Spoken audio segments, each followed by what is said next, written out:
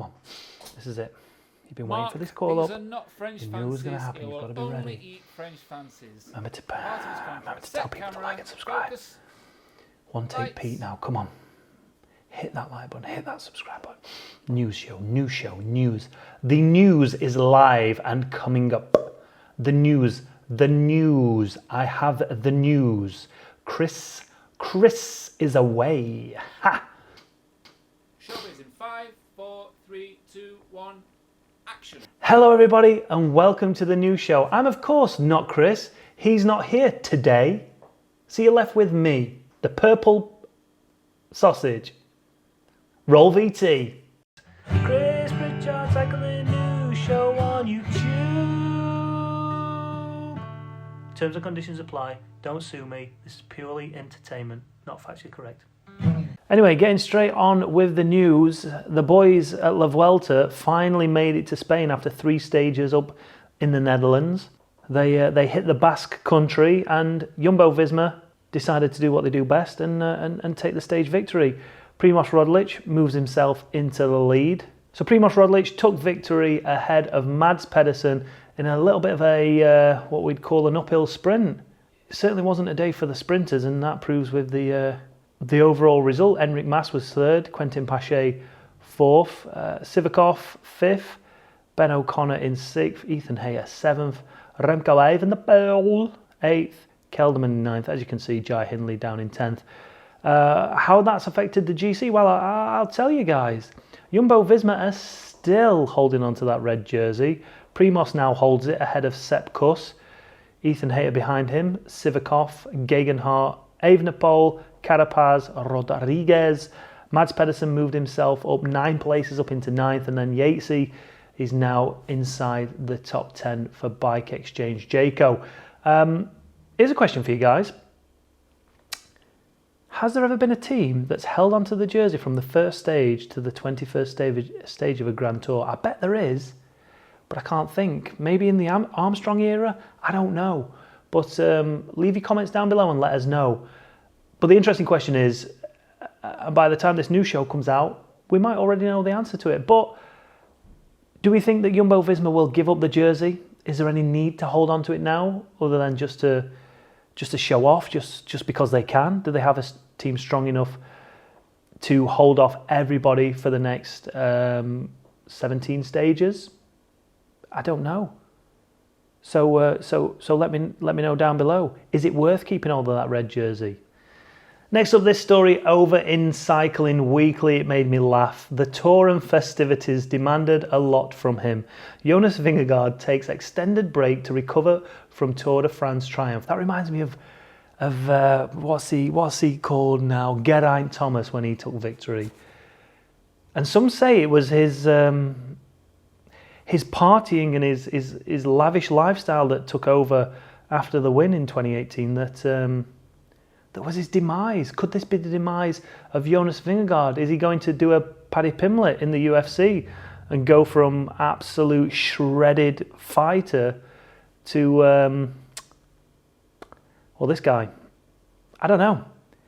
I hope not. But this genuinely could be a cause for concern because, you know, every day he's off the bike and he deserves it. Listen, he deserves every day off the bike after what he achieved.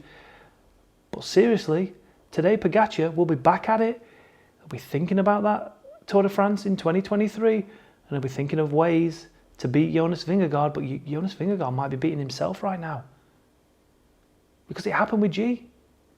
And you can't blame them because they've won the Tour de France. Potentially, you know, for G it was the only time he won it. Potentially it might be the only time Jonas Vingegaard gets to win it. Should he put all his eggs in the basket of Tour de France 2023 and knuckle down and go twice as hard? Because everyone says it's twice as hard trying to hold on to a victory than it is getting a victory for the first time. But it just made me laugh because, you know, it must be so easy to get waylaid by the celebrations and the festivities after winning the Tour de France, especially with the raucous celebrations he received as he made his way back to Copenhagen. But again, here's your thoughts. Should he enjoy it and embrace it and take it for what it is? without a care in the world that he might want to win another one? Or should he be already back to it? Leave your comments down below and let me know. And then final story for today. I told you it was going to be a quick one.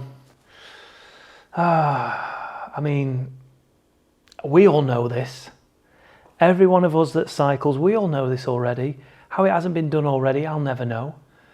Cycling to be prescribed by UK GPs in Health Boost trial. You don't even need to trial this, kids. You don't. I will guarantee that anybody who picks up a bike, as long as they don't crash, will benefit from it. I'll stand hanging if somebody doesn't. If they don't, something's gone awry there. The new trial announced by the government on Sunday will run until 2025. Again, over on Cycling Weekly, the UK government is set to prescribe cycling as part of a new public health policy trial. The trial, which has received an investment of 12 million quid in funding, does that mean we can all get a nice Pinarello F12 out of this? Be nice, wouldn't it? It'll roll out this year in 11 local authority areas across England and is promised to be delivered alongside improvements to cycling infrastructure. So, hey guys, just talking about this cycling infrastructure, I wanted to do a little story about a story that came out a few weeks ago about cyclists having to have number plates on their bikes. Obviously, it's a stupid idea. It's never going to happen.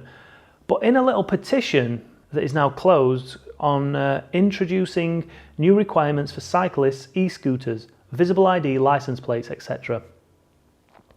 The government responded to this to this petition, and in it says that the government has announced ambitious plans for walking and cycling and has committed an unprecedented £2 billion of funding for active travel over 5 years, which includes the rollout of segregated cycle lanes in towns and cities and offering cycle training to everyone who wants to undertake it, whether free or at a nominal charge.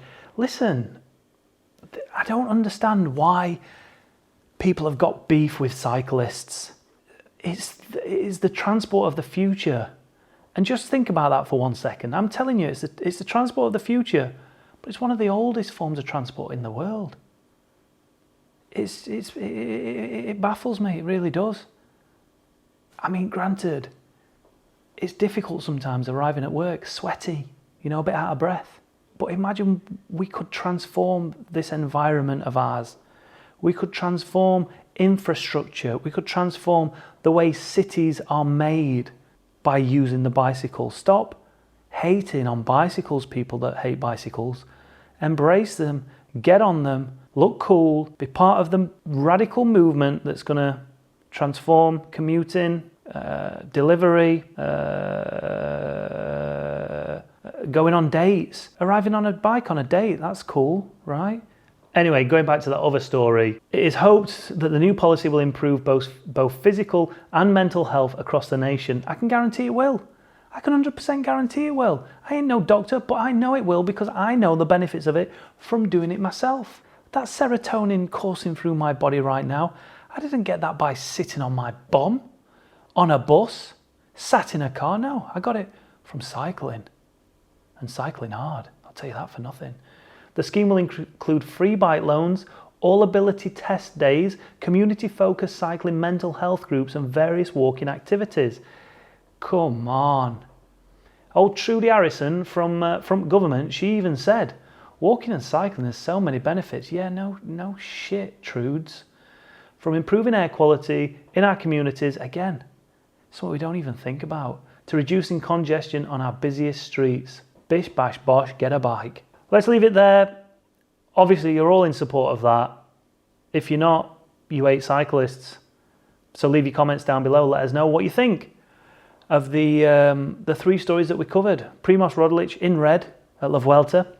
Jonas Vingegaard putting pounds on by the day as he enjoys the festivities of being Tour de France winner in 2022. And of course, the story that the UK will start prescribing cycling